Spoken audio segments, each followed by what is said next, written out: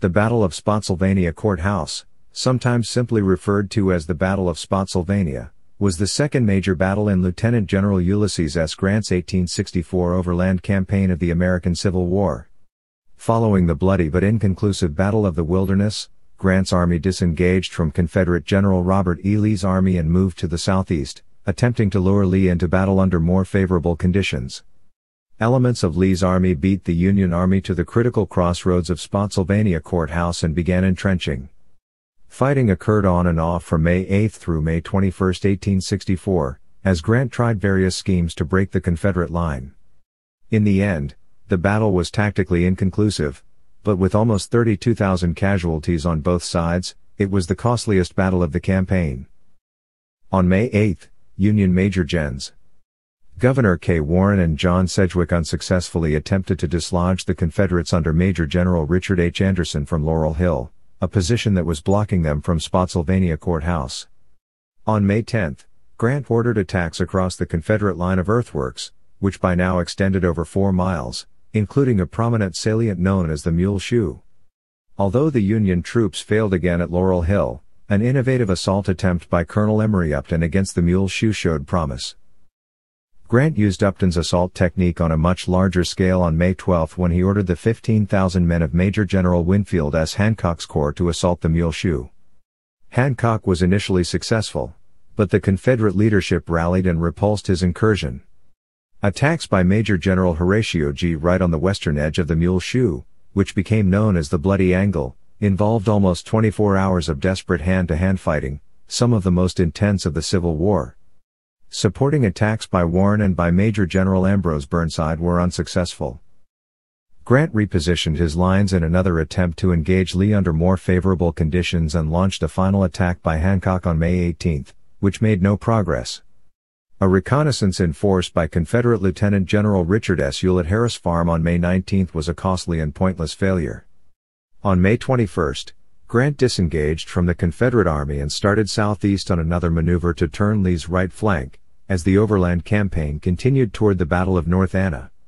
Background: in March 1864, Grant was summoned from the Western Theater, promoted to lieutenant general, and given command of all Union armies.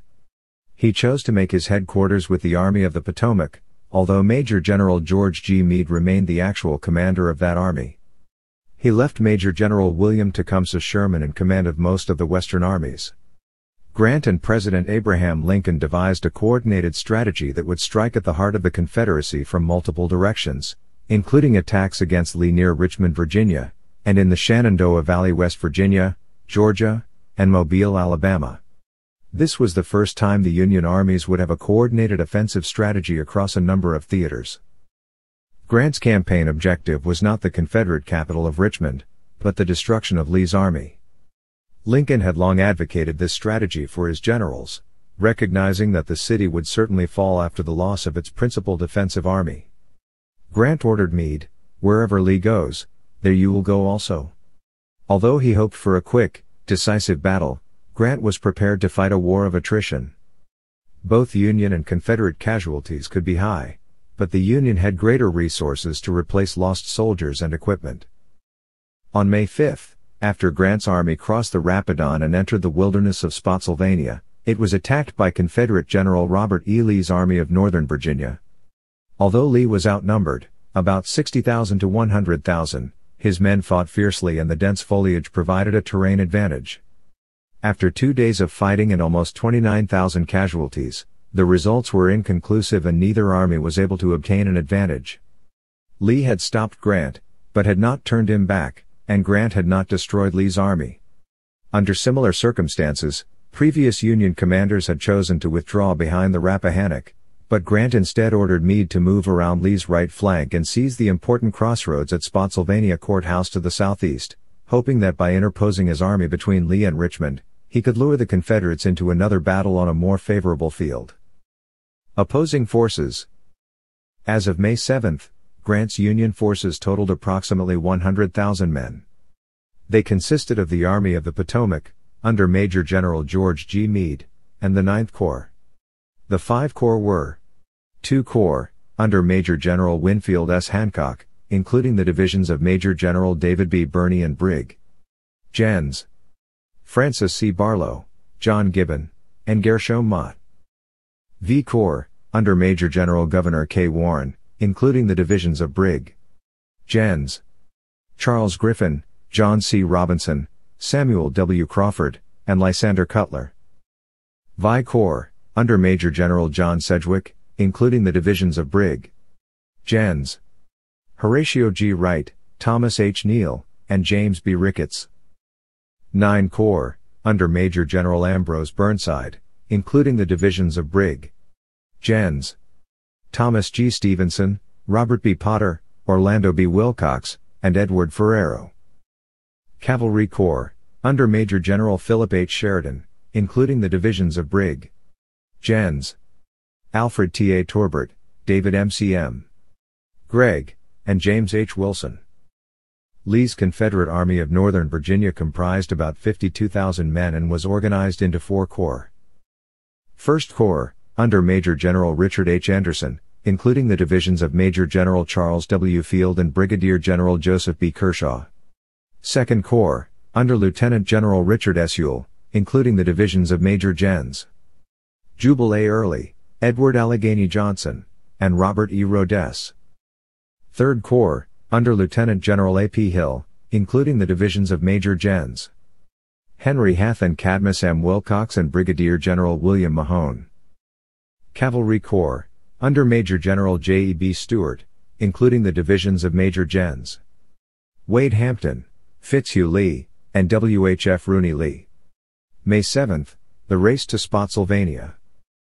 Grant's orders to Meade were to march the night of May 7th to 8th over 2 routes, reaching Spotsylvania Court House, 10 miles to the southeast, with at least 1 corps the morning of May 8th. Warren's V Corps would take the Brock Road, followed by Hancock's 2 Corps. Sedgwick's Vi Corps would head toward Chancellorsville on the Orange Plank Road, and then turn south, followed by Burnside's 9 Corps. Meade began by ordering Sheridan's Cavalry Corps to clear the Brock Road for the infantry, but the troopers soon bogged down. The brigade of Colonel J. Irvin Gregg was stopped at Corbin's Bridge on the Catharpin Road by cavalrymen under Wade Hampton and Rooney Lee. Gregg's men withdrew to a field west of Todd's Tavern, constructed rudimentary earthworks, and repulsed a series of Confederate attacks. Wesley Merritt's Union Division encountered Fitzhugh Lee's cavalry behind barricades on the Brock Road about a mile south of Todd's Tavern. Sharp fighting resulted in the late afternoon, and by nightfall, Sheridan decided against continuing in the dark and ordered his men to bivouac at Todd's Tavern. The 1st Union Infantry began moving at 8 p.m. and their advance was plagued by traffic jams. When Meade reached Todd's Tavern after midnight, he was infuriated to see Sheridan's sleeping cavalrymen and ordered them to resume their road-clearing operation. Lee was unsure of Grant's plan. Reconnaissance told him that the river-crossing equipment had been removed from Germanna Ford, so Grant would not be withdrawing as his predecessors had. The Union Army could either be heading east to Fredericksburg or moving south. In either event, the crossroads at Spotsylvania Court House would play an important role, so Lee ordered his artillery chief, Brigadier General William N. Pendleton, to begin constructing a road through the woods from the Confederate position at the Wilderness due south to the Catharpin Road.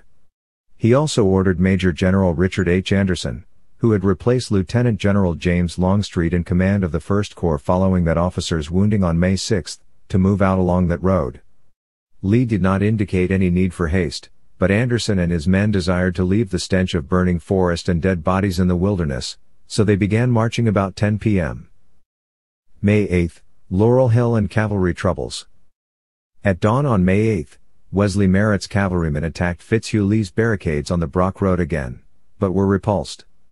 Meade ordered Warren's V Corps to break through with infantry, and the division of Brigadier General John C. Robinson led the way in overwhelming the cavalry obstacle. Fitzhugh Lee's horse artillery made a gallant stand around the Alsop farm and delayed the Union advance, while the cavalrymen staked out a defensive line on a low ridge just south of the Spindle Farm clearing, which they dubbed Laurel Hill.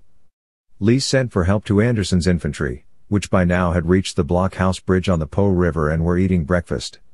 Anderson immediately dispatched 2 infantry brigades and an artillery battalion, which arrived at Laurel Hill just as Warren's men pulled up within 100 yards to the north. Assuming that only cavalry blocked his path, Warren ordered an immediate attack against Laurel Hill.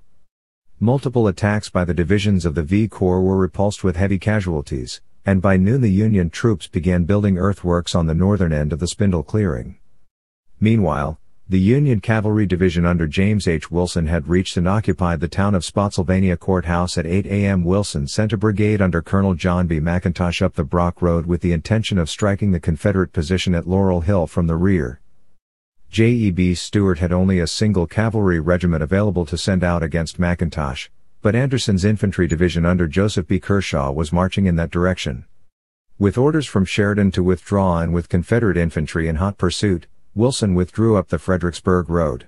Generals Meade and Sheridan had quarreled about the cavalry's performance throughout the campaign, and this incident with Wilson, compounding the frustration of the uncleared Brock Road, brought Meade's notorious temper to a boil. After a heated exchange laced with expletives on both sides, Sheridan told Meade that he could whip Stuart if Meade let him. Meade reported the conversation to Grant, who replied, "Well, he generally knows what he is talking about. Let him start right out and do it." Meade deferred to Grant's judgment and issued orders to Sheridan to proceed against the enemy's cavalry. Sheridan's entire command of 10,000 cavalrymen departed the following day. They engaged with Stuart at the Battle of Yellow Tavern on May 11, threatened the outskirts of Richmond, refitted near the James River, and did not return to the army until May 24. Grant and Meade were left without cavalry resources during the critical days of the battle to come. While Warren was unsuccessfully attacking Laurel Hill the morning of May 8, Hancock's two corps had reached Todd's Tavern and erected defenses to the west on the Catharpin Road, protecting the rear of the army.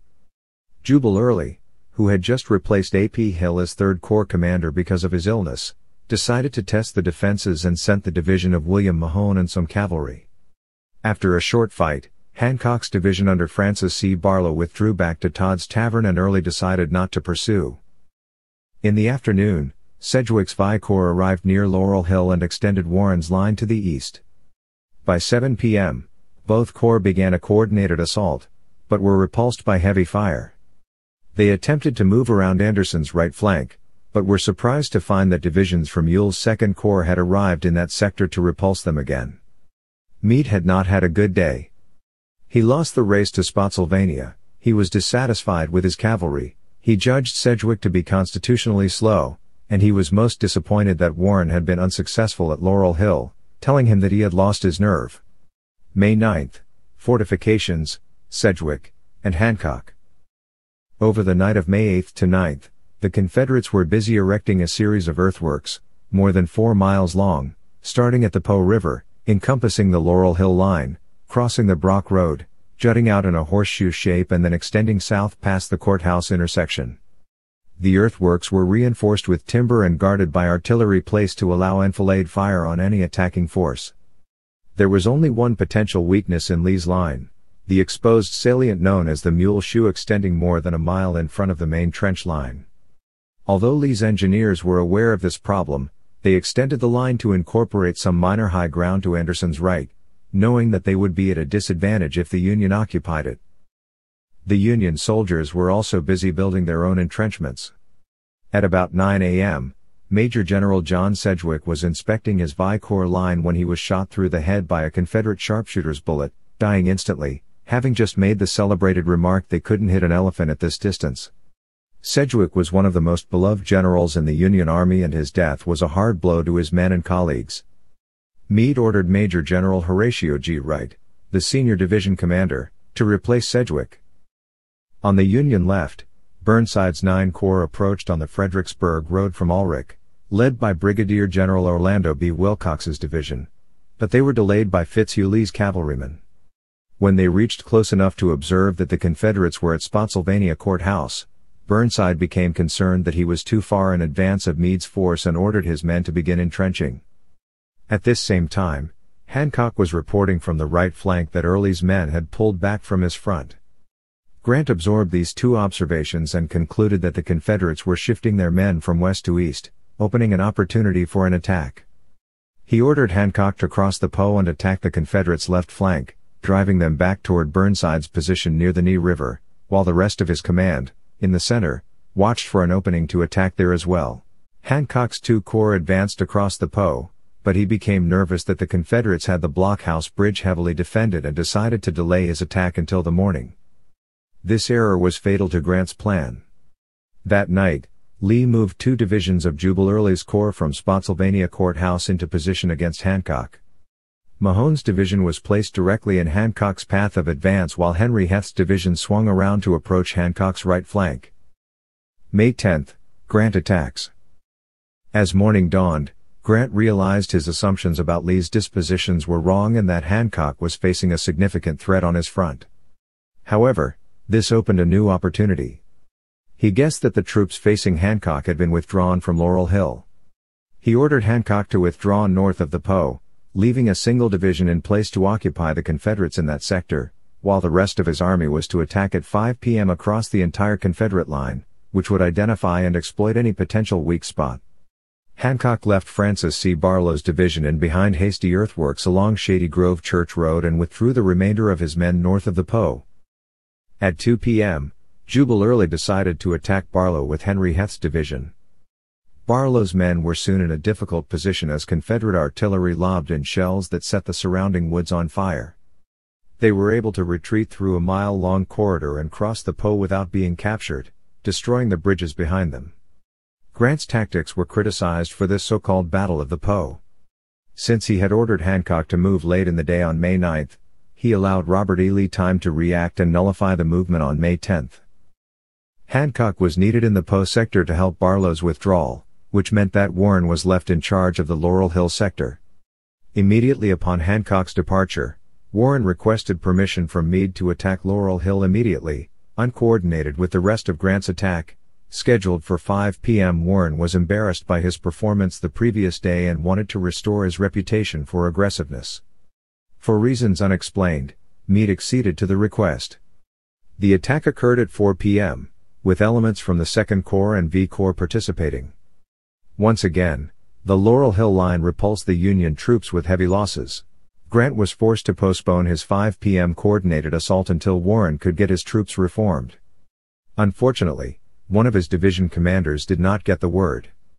Brigadier General Gershom Mott of the 2nd Corps moved his division forward at 5 p.m. toward the tip of the Mule Shoe. As soon as his men reached the open field, Confederate artillery ripped them to shreds and they retreated. At around 6 p.m., the V Corps began its attack with an unusual formation. Colonel Emory Upton led a group of 12 hand-picked regiments, about 5,000 men in 4 battle lines, against an identified weak point on the west side of the Mule Shoe called Doles's Salient. The plan was for Upton's men to rush across the open field without pausing to fire and reload, reaching the earthworks before the Confederates could fire more than a couple of shots. Once an initial breakthrough was made by the leading element, the following lines would widen the breach and spread out on each side. Gershom Mott's division was designated to support the breakthrough as well.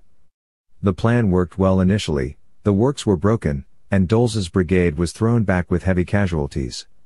However, Generals Lee and Ewell were quick to organize a vigorous counterattack with brigades from all sectors of the Mule Shoe.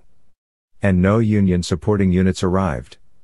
Mott had already been repulsed, unbeknownst to Upton, and units from Warren's V Corps were too spent from their earlier attacks on Laurel Hill to help.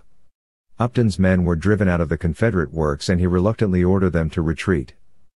British military historian Charles Francis Atkinson wrote in 1908 that Upton's charge was one of the classic infantry attacks of military history. Grant promoted Upton to brigadier general for his performance. Also at 6 p.m., on the Union left flank, Burnside advanced along the Fredericksburg Road. Both he and Grant were unaware that when Lee had moved units to the Po, he had left only Cadmus Wilcox's Confederate division to defend that avenue of approach and that there was a large gap between Wilcox and Ewell. As Burnside began to get resistance from Wilcox, he timidly stopped and entrenched. That evening Grant decided that Burnside was too isolated from the rest of the line and ordered him to pull back behind the knee and move to join his lines with Wright's. Grant wrote about this significant lost opportunity in his personal memoirs. Burnside on the left had got up to within a few hundred yards of Spotsylvania Court House, completely turning Lee's right. He was not aware of the importance of the advantage he had gained, and I, being with the troops where the heavy fighting was, did not know of it at the time. He had gained his position with but little fighting, and almost without loss. Burnside's position now separated him widely from Wright's corps, the corps nearest to him. At night he was ordered to join on to this. This brought him back about a mile, and lost to us an important advantage. I attach no blame to Burnside for this, but I do to myself for not having had a staff officer with him to report to me his position. May 11th, planning for the grand assault. Despite his reverses on May 10th, Grant had reason for optimism. The one bright spot in the day had been the partial success of Emory Upton's innovative assault. He recognized the failure stemming from the lack of support and reasoned that using the same tactics with an entire corps might be successful. He assigned Hancock's veteran II Corps, who had been in virtually every battle since 1862, to the assault on the Mule Shoe, while Burnside's 9 Corps attacked the eastern end of the salient and Warren's V Corps and Wright's V Corps applied pressure to Laurel Hill. On the morning of May 11th, Grant sent a famous message to the Secretary of War Edwin M. Stanton: "The result to this time is much in our favor. Our losses have been heavy as well as those of the enemy. I propose to fight it out on this line if it takes all summer." On the Confederate side, Lee received some intelligence reports that made him believe Grant was planning to withdraw toward Fredericksburg. If this came to pass, he wanted to follow up with an immediate attack. Concerned about the mobility of his artillery to support the potential attack, he ordered that the guns be withdrawn from Allegheny Johnson's division in the Mule Shoe to be ready for a movement to the right. He was completely unaware, of course, that this was exactly the place Grant intended to attack. Hancock's men began assembling near the Brown farm that evening, about 1,200 yards north of the Mule Shoe, in a torrential rainstorm. The men and junior officers were poorly prepared for the assault, lacking basic information about the nature of the ground to be covered, the obstacles to expect, or how the Confederate line was configured. Confederates could hear their preparations through the storm, but could not decide whether an attack was imminent or the Union Army was preparing to withdraw. Allegheny Johnson became suspicious and requested to Ewell that his artillery be returned. Ewell agreed, but somehow the order did not reach the artillery units until 3:30 a.m. on May 12, 30 minutes before Hancock's assault was planned to start. May 12, the Bloody Angle. Hancock's assault was scheduled to commence at 4 a.m., but it was still pitch black and he delayed until 4:35, when the rain stopped and was replaced by a thick mist.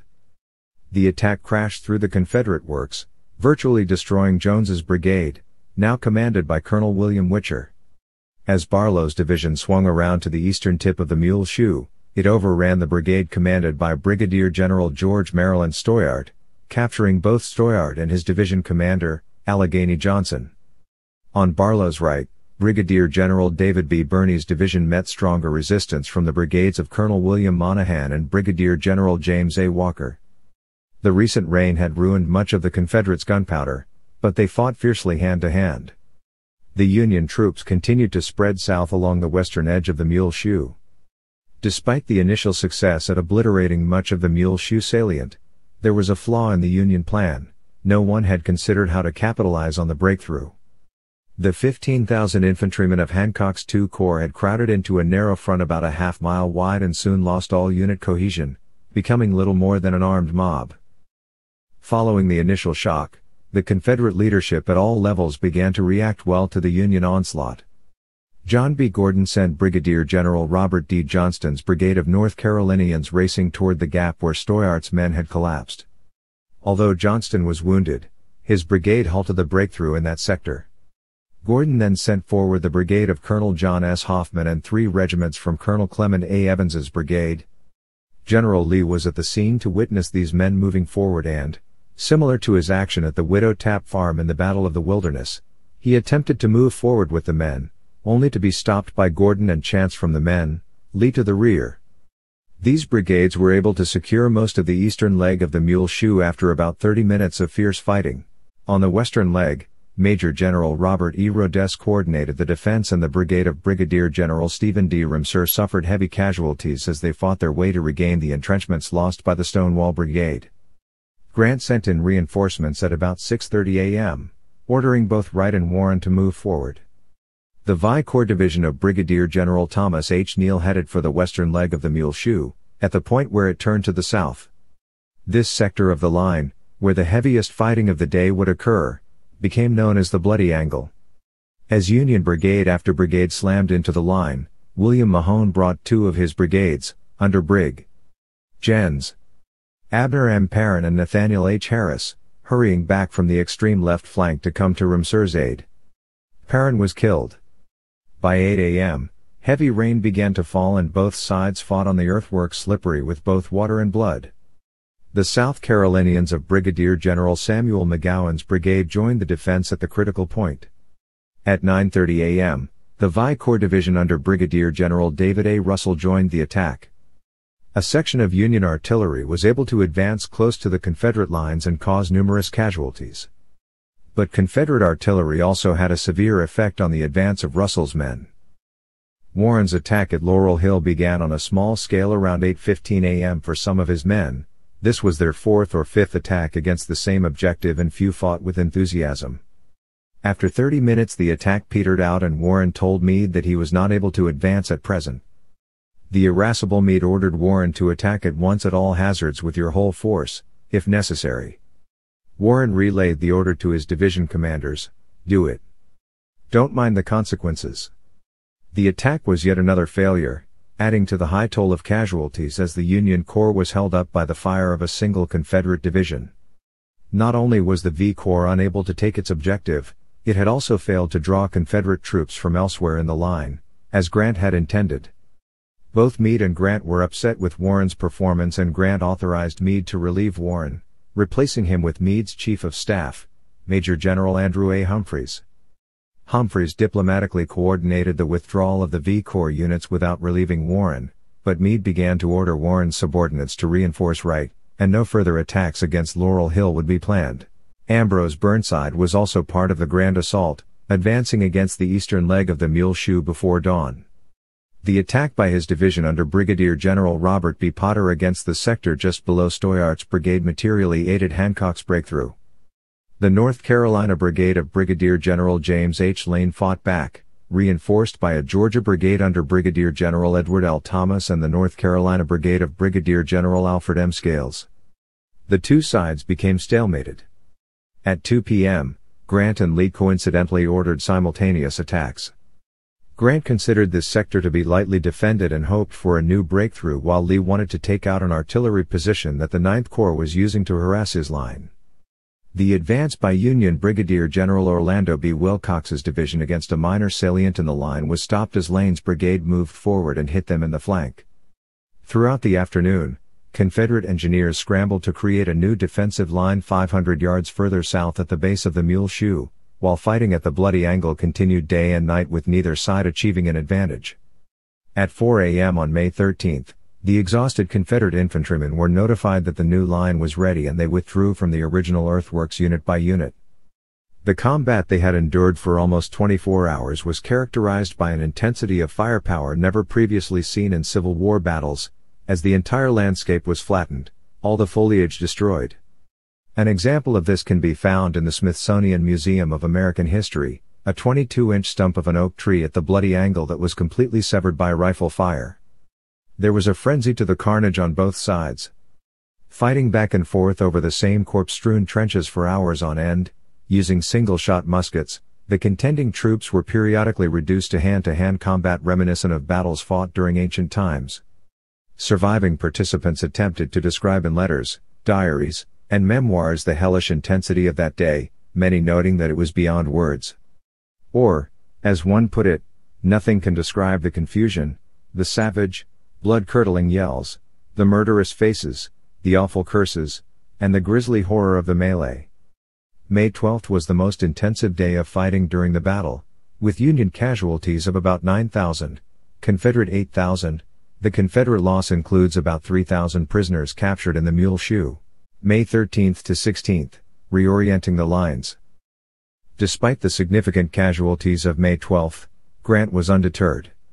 He telegraphed to the Army's Chief of Staff, Major General Henry W. Halleck, "The enemy are obstinate and seem to have found the last ditch." He planned to reorient his lines and shift the center of potential action to the east of Spotsylvania, where he could renew the battle. He ordered the 5 and 6 Corps to move behind the 2nd Corps and take positions past the left flank of the 9th Corps. On the night of May 13th to 14th, The Corps began a difficult march in heavy rain over treacherously muddy roads. Early on May 14, elements of the VI Corps occupied Myers Hill, which overlooked most of the Confederate line. Colonel Emory Upton's brigade skirmished most of the day to retain possession of the high ground. Grant's command was too scattered and exhausted to undertake an assault against Spotsylvania Court House on May 14, which was unfortunate because Lee had left it practically undefended for most of the day. When he realized what Grant was up to, Lee shifted some units from Anderson's 1st Corps to that area. Grant notified Washington that, having endured 5 days of almost continuous rain, his army could not resume offensive operations until they had 24 hours of dry weather. May 17 to 18, final Union attacks. The weather finally cleared on May 17. Grant made an assumption that led him to his next attack plan. Since Lee had observed Grant's buildup along the Fredericksburg Road, it was likely that he had countered the Union moves by shifting his forces away from the former Mule Shoe positions. He ordered the 2nd Corps and the VI Corps to attack there at sunrise, May 18. They retraced their steps to the vicinity of the Landrum House the night of May 17. Hancock's 2 Corps would make the primary assault with support from Wright on their right and Burnside on their left. Unfortunately for the Union plan, the former Confederate works were still occupied by Ewell's 2nd Corps and they had used the intervening time to improve the earthworks and the obstacles laid out in front of them. And, unlike May 12, they were not caught by surprise, nor had they sent their artillery away. As Hancock's men advanced, they were caught up in ambush and subjected to artillery fire so devastating that infantry rifle fire was not necessary to repulse the attack. Wright and Burnside had no better luck. May 19, Harris Farm. Grant reacted to this final repulse by deciding to abandon this general area as a battlefield. He ordered Hancock's 2 Corps to march to the railroad line between Fredericksburg and Richmond, and then turn south. With luck, Lee might take the bait and follow, seeking to overwhelm and destroy the isolated corps. In that case, Grant would chase Lee with his remaining corps and strike him before the Confederates could entrench again. Lee was engaged in his own planning, however. Before Hancock began to move, Lee ordered Ewell to conduct a reconnaissance in force to locate the northern flank of the Union Army. Ewell took the majority of his 2nd Corps divisions under Rodess and Gordon up the Brock Road, and swung widely to the north and east to the Harris Farm. There they encountered several units of Union heavy artillery soldiers who had recently been converted to infantry duty. Fighting commenced against these relatively green troops, who were soon reinforced by the 1st Maryland Regiment and then David Birney's infantry division. The fighting lasted until about 9 p.m. and Lee, concerned that Ewell was risking a general engagement while separated from the main army, recalled his men. A number of them lost their way in the dark and were captured. The Confederates had lost over 900 men on a pointless skirmish that could have been assigned to a small cavalry detachment. Aftermath. Grant's intended advance of Hancock's Corps was delayed by the Harris Farm engagement, so the troops did not begin their movement south until the night of May 20 to 21. Lee did not fall into Grant's trap of attacking Hancock, but traveled on a parallel path to the North Anna River. The Overland Campaign continued as Grant attempted several more times to engage Lee, found himself stymied by strong defensive positions, and moved again around Lee's flank in the direction of Richmond. Major engagements occurred at the Battle of North Anna and the Battle of Cold Harbor, after which Grant crossed the James River to attack Petersburg. The armies then faced each other for 9 months in the Siege of Petersburg.